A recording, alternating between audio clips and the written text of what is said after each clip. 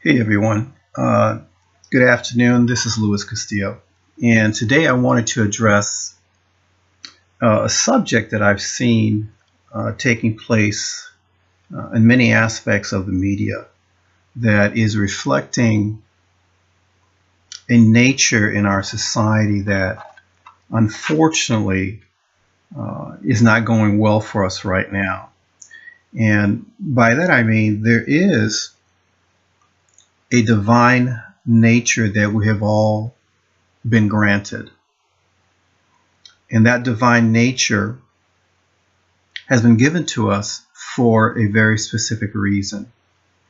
As you look all around, there's a great deal of corruption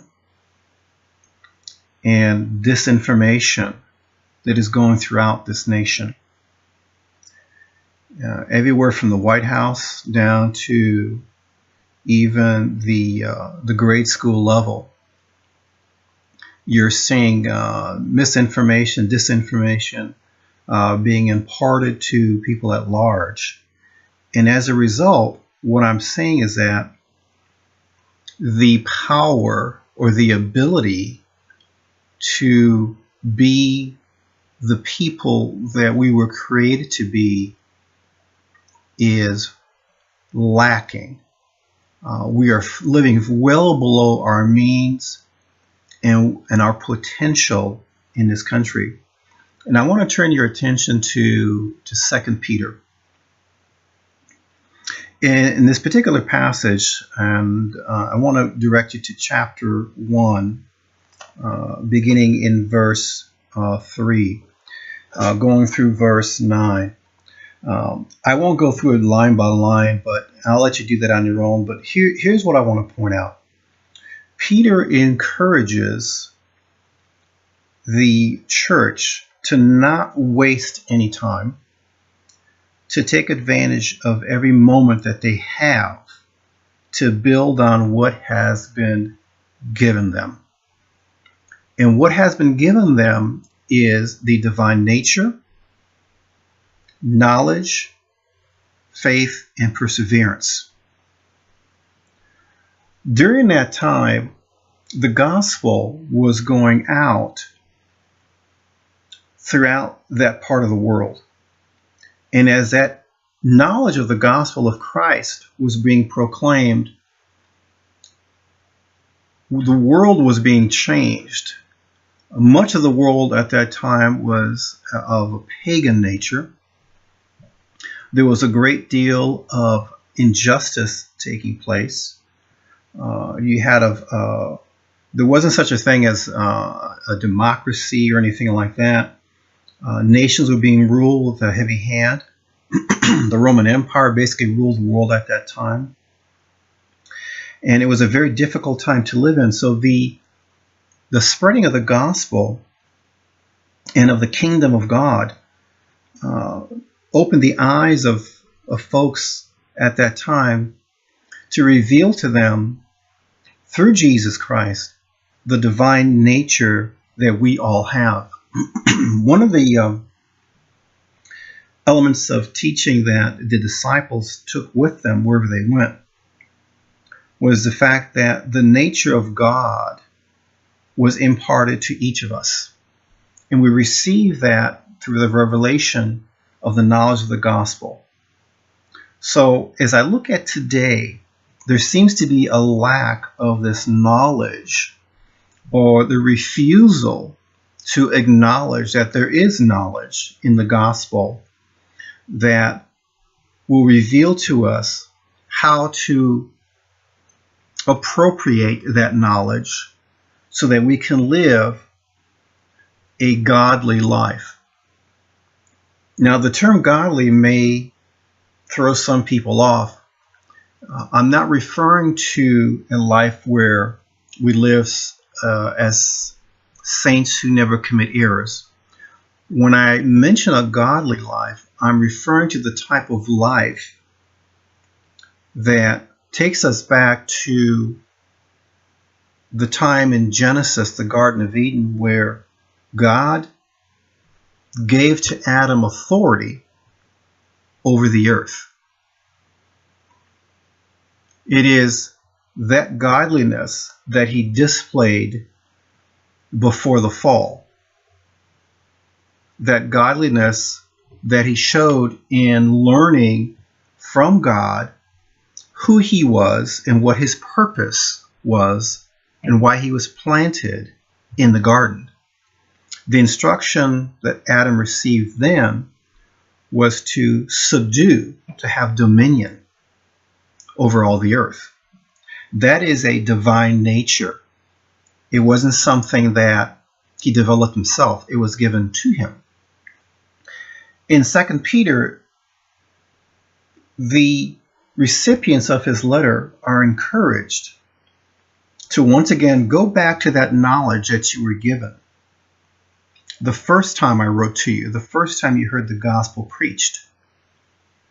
Forget not what you were taught, and that is that we are created in the image of God, and we are to exemplify the nature of God by never forgetting to recall what has been taught and to persevere by faith. Here are a couple of points I want to stress. His divine power has given us everything that we need for this life, to live it with godliness by having a correct understanding of who he is.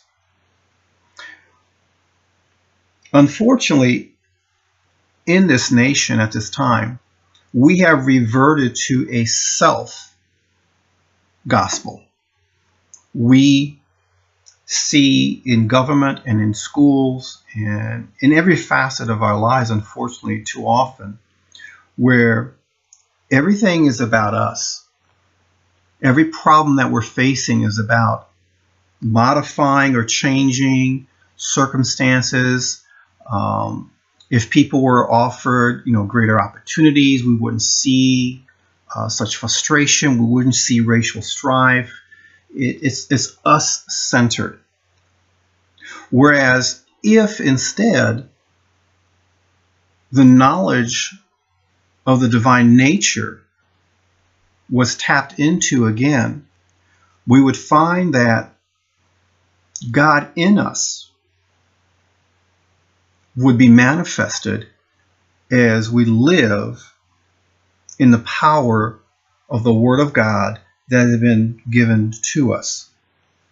We would find that the problems that we're facing are not problems that can be solved by human effort. They are problems that can only be solved as we employ the faith and the perseverance and the knowledge that God has imparted to us. These are problems that have come about because we have cast aside the revelation of who we are. We are now living as people who never knew God, refuse to acknowledge God, and don't want God to play a part in our society in any way, shape, or form. It is the same environment that the disciples, particularly Peter, was facing when the gospel was being preached then. It's almost like we're going back in time, living as if God never came to set us free. He never left us his gospel. He never left us his Holy Spirit to empower us to rise up and set ourselves free from the bondage that we were once in. And as I look at the things that have developed recently, particularly with ISIS, and I know sometimes it's referred to as ISIL, but it's really ISIS that's out there. That is in my opinion, a result of a lack of leadership inspired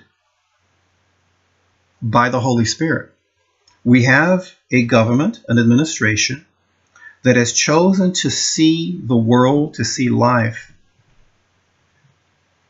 in its own parameters. It already has a preconceived idea of what the world is like or should be like. And when reality rears its ugly head, this administration refuses to accept it and pushes it aside. We are only presented with what they feel the world looks like and what the world should be like. That divine nature, that divine knowledge that God has imparted to us is being stifled. We have no one within this administration that is willing to humble themselves, willing to seek God in His wisdom to solve the problems that we're facing. And in the letter that Peter writes here, we find out that it is this divine nature that enables us to escape and overcome the corruption that's in this world. Let me read you a passage here. I'm going to start with verse 3. It says, "Seeing that His divine power has granted to us everything pertaining to life and godliness, through the knowledge of Him who called us by His own glory and excellence. For by these," well, what are these? His glory and His excellence. "For by these He has granted to us His precious and magnificent promises." Why? "So that by them you may become partakers of the divine nature, having escaped the corruption that is in the world by lust." And today we see that there is a lust for power, a lust for self-control. I mean, not self-control, but controlling others by any means. There is a lust to implement selfish, self-centered desires and ideologies. It's very clearly seen that our Constitution is being cast aside, is being trampled upon by this ideology that is being implemented by the current administration. And it's amazing when you look at it that it has been so easily trickled down from the top to the local level. Fortunately for us, though, there are pockets of resistance throughout the country. And you're beginning to see it now, for example, with the plan to receive tens of thousands of Syrian immigrants into this nation without proper vetting.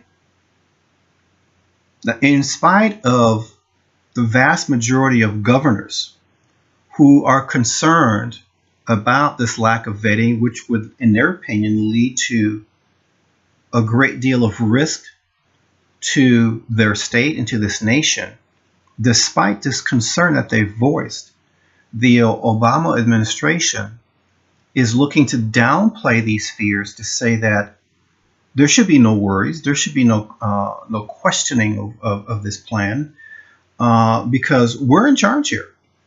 We know what we're doing, and you need not be concerned. You need not voice your complaints or resist us in any way. This is what we want to have done, and there's good reason for it.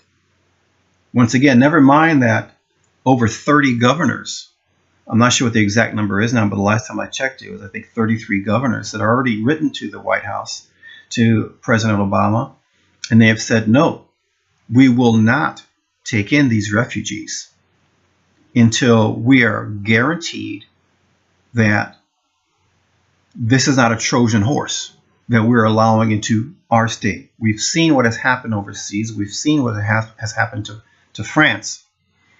There's no reason for us to believe that it couldn't happen to us. Again, because of a lack of the divine nature, which would give us knowledge, faith, and the perseverance to go after what God has set for us, because there is a lack of this, we're seeing the pursuit, the implementation of a man-made plan. There is no inclusion for this divine nature within our society today. Well, how can it be when the very government, the administration that we've elected refuses to acknowledge or to seek out what God has for us? In this first chapter of Peter, it goes on to say that in order to live this empowered life, we need to be diligent in the application of the faith that we have all been given.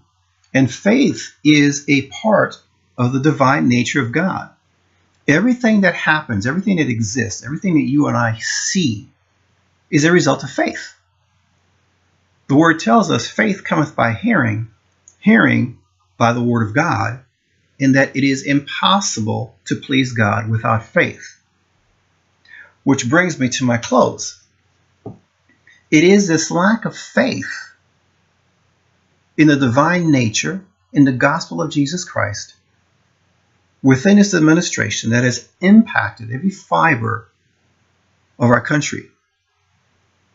Our foreign policy, our economic policy, even our domestic policy. Take a look at how the lack of the Defense of Marriage Act has affected us. Take a look at how we continue to fund Planned Parenthood, despite the obvious that we've recently discovered, how it is basically a money-making machine for secularists and the liberal agenda. I mean, how can a nation continue to kill its unborn and make money off of it by selling body parts of these precious unborn? How can we as a nation think that we are not headed down the wrong road when we continue to live like this? It is time for us to rise up and acknowledge the divine nature that is within us.